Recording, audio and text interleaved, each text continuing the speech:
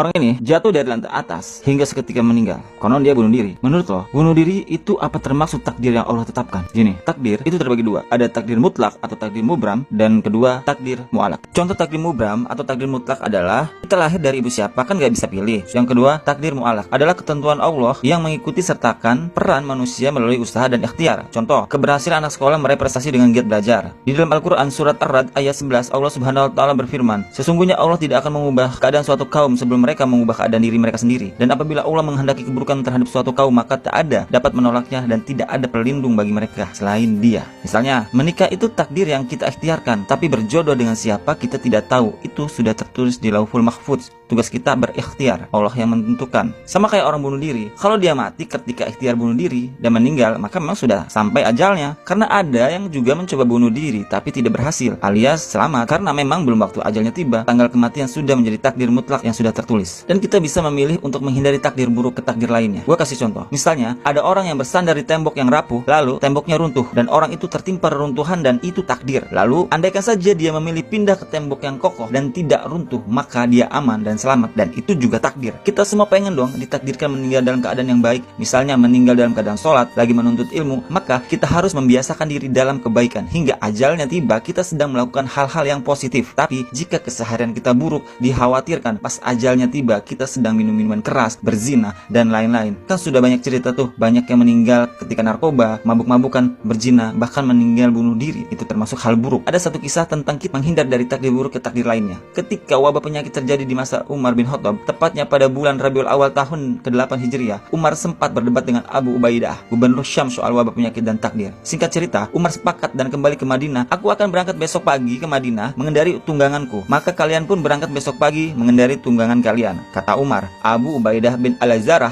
tak sepakat dengan keputusan Umar. Apakah engkau ingin lari dari takdir wahai Amirul Mukminin? Kata Abu Ubaidah. Ya, kita akan lari dari takdir Allah menuju takdir yang lainnya, jawab Umar bin Khattab. Dari kisah Umar bin Khattab, kita bisa simpulkan bahwa kita juga bisa memilih dari takdir buruk ke takdir baik. Makanya kita selalu berdoa agar dimatikan dalam keadaan husnul khotimah. Kalau ada orang memilih bunuh diri, minum racun, atau apapun itu, dan ajalnya tiba menjadi takdir yang buruk, dan semua perbuatan kita di dunia tentunya akan diminta pertanggungjawabannya. Bahwa bunuh diri yang dilakukan oleh sebagian manusia itu termasuk takdir Allah Azza wa Jalla, tetapi itu merupakan kemaksiatan yang dilarang dan dibenci oleh Allah Azza wa Jalla. Surat An-Nisa ayat 29. Dan janganlah membunuh dirimu sendiri. Jelas, bunuh diri itu dilarang dan itu merupakan dosa besar. Dari Abu Hurairah, yang mengatakan, Nabi SAW bersabda, dan siapa yang membunuh dirinya sendiri dengan senjata besi, maka besi itu akan tetap di tangannya untuk menikam perutnya dalam neraka jahanam untuk selama-lamanya. Jadi, siksaan bagi orang yang bunuh diri adalah mereka akan disiksa sebagaimana cara mereka mati.